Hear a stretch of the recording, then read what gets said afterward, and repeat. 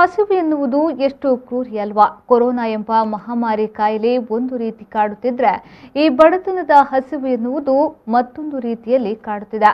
ಇದೀಗ ಲಾಕ್ಡೌನ್ ಆದ ಪರಿಣಾಮ ಬಡ ವರ್ಗದವರು ಬೀದಿಯಲ್ಲೇ ದಿನ ಕಳೆಯುವಂತಾಗಿದೆ. ಇದು ಎಲ್ಲಿ ಅಂತೀರಾ? ಈ ವರದಿ ನೋಡಿ.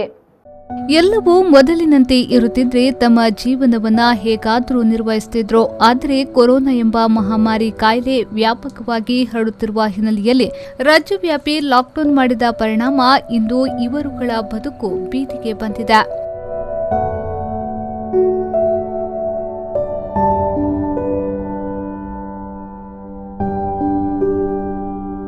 ಹೀಗೆ ಕುಡುಗೋಲು ಹಿಡಿದು ಹೊಟ್ಟೆ ತುಂಬಿಸಿಕೊಳ್ಳಲು ಹಲಸಿನ ಹಣ್ಣು ತಿನ್ನುತ್ತಿರುವ ಮಕ್ಕಳು, ಇವತ್ತು ಊಟಕ್ಕೆ ಏನ್ ಮಾಡೋಣ ಎಂದು ಯೋಚನೆ ಮಾಡುತ್ತಿರುವ ಮಹಿಳೆಯರು, ಯಾರಾದರೂ ದಾನಿಗಳು ಬರಬಹುದು ಎಂಬ ದಿಟ್ಟ ನಿರೀಕ್ಷೆಯಲ್ಲಿ ಕಾಯುತ್ತಿರುವ ಪುರುಷರು. ಈ ದೃಶ್ಯ ಕಂಡು ಬಂದಿದ್ದು ಬೇಲೂರು ತಾಲೂಕಿನ ಹಳೇಬೀಡು ರಸ್ತೆಯ ಯುಗಜಿ ಕ್ವಾರ್ಟರ್ಸ್ ಮುಂಭಾಗದಲ್ಲೇ. ಮುಂಚೆ ಹಳ್ಳಿಗೆ ಬಿಡ್ತಾ ಇಲ್ಲ, ವ್ಯಾಪಾರಕ್ಕೆ ಬಿಡ್ತಾ ಇಲ್ಲ, ಏನು ಬಿಡ್ತಾ ಇಲ್ಲ. ನಮ್ಗೆ ಊಟ ತುಂಬ ಸಮಸ್ಯೆ ಆಗೈತೆ. ಯಾರು ತಂದ್ಕೊಡೋರು ಇಲ್ಲ. ನಮ್ಗೆ ರೇಷನ್ ಇಲ್ಲ. ಏನು ವ್ಯಾಪಾರ ಮಾಡ್ತೀರಿ ಸರ್ ನೀವು? ಮುಂಚೆ ವ್ಯಾಪಾರಕ್ಕೆ ಹೋಗ್ತಾ ಇದ್ವಿ, ಮಿಕ್ಸಿ ವ್ಯಾಪಾರ, ಸ್ಟವ್ ರಿಪೇರಿ ಅಂಥ ಪಾತ್ರೆಗಳು ವ್ಯಾಪಾರ ಮಾಡ್ಕೊಂಡಿದ್ವಿ. ಹಂಗಾಗಿ ಇವಾಗ ಎಲ್ಲೂ ಹೋಗೋಕ್ಕೆ ಬಿಡ್ತಾ ಇಲ್ಲ. ಹಂಗಾಗಿ ನಮ್ಗೆ ಸಮಸ್ಯೆ ಆಗೈತೆ. ಊಟಕ್ಕೆ ಏನಿಲ್ಲ. ಈ ಊಟಕ್ಕೆಲ್ಲ ಯಾವ ಥರ ಮಾಡ್ಕೊತಿದ್ದೀರಿ? ಏನಿಲ್ಲ, ಸ್ವಲ್ಪ ದಿನ ಇದ್ವಿ, ತಿಂದ್ವಿ. ಇವಾಗ ಏನು ಇಲ್ದಂಗೆ ಆಗಿಬಿಟ್ಟೈತೆ. ಮನೇಲಿ ಏನು ತರಕಾರಿ ಇಲ್ಲ, ಅಕ್ಕಿ ಇಲ್ಲ, ರೇಷನ್ ಇಲ್ಲ, ಎಂಥದ್ದು ಇಲ್ಲ. ಊಟಕ್ಕೆ ಸಮಸ್ಯೆ ಆಗಿರೋದು ನಮಗೆ.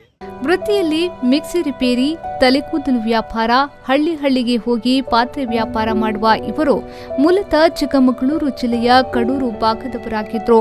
ಬೇಲೂರಿಗೆ ಬಂದು ಟೆಂಟ್ ಹಾಕಿ ಜೀವನ ನಡೆಸಲು ಪ್ರಾರಂಭ ಮಾಡಿ 2 ವರ್ಷಗಳಾಗಿದ್ದು, ಇದ್ದ ಹಣದಲ್ಲಿ ಇಷ್ಟು ದಿನ ಜೀವನ ಸಾಗಿಸಿದ್ದಾರೆ. ನಾವು ಬಡವರಾಗಿ ಹಿಂಗಿದ್ದೀವಿ, ವ್ಯಾಪಾರಕ್ಕೆ ಹೋಗಂಗಿಲ್ಲ, ಏನಿಲ್ಲ, ಯಾರಿಂದನೂ ಸೌಲಭ್ಯ ಇಲ್ಲ. ಒಂದಿನ ಮಾಡೋ ಊಟ 3 ದಿನ ತಿನ್ನಂಗಾಗಿದೆ. ಎಲ್ಲೂ ಹೊರಗಡೆ ಹೋಗಿ ವ್ಯಾಪಾರ ಮಾಡೋಂಗಾಗಿಲ್ಲ. ಎಲ್ಲೂ ಬೀರಿಸ್ಕೊತ ಇಲ್ಲ ನಮ್ಮನ್ನು. ಹೆಂಗೆ ಜೀವನ ಮಾಡೋದು? ಅಧಿಕಾರಿಗಳು ನೀವೇ ಸ್ವಲ್ಪ ಹೆಲ್ಪ್ ಮಾಡಬೇಕು ಸಹ. ಏನು ಮಾಡೋದು? ನಮ್ಮಂಥವ್ರು ಯಾರನ್ನಂತ ಕೇಳಿ ನಾವು ಇಂಥ ಮಕ್ಕಳೆಲ್ಲ ಮನೇಲಿ ಇಟ್ಕೊಂಡು ಏನು ವ್ಯವಹಾರ ಮಾಡೋಕ್ಕಾಗ್ತಾ ಇಲ್ವಲ್ಲ. ಯಾರಿಂದನೂ ನಮಗೆ ಸುಖ ಇಲ್ದಂಗಾಗಿದೆ. ಎಲ್ಲ ನೀವೇ ಸೌಲಭ್ಯ ಮಾಡಬೇಕು. ಯಾವ ಊರಿಂದ ಬಂದಿದ್ದೀರಾ?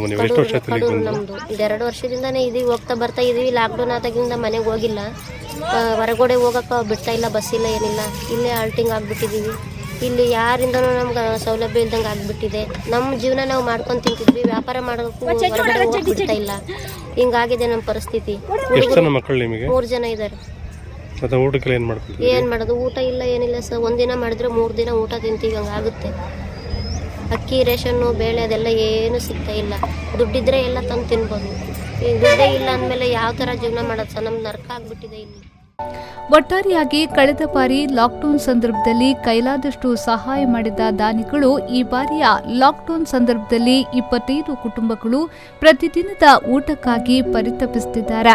ಯಾರಾದರೂ ದಾನಿಗಳು ಇವರ ಹಸಿವು ನೀಗಿಸುವಂತಹ ಕೆಲಸ ಮಾಡಬೇಕಾಗಿದೆ.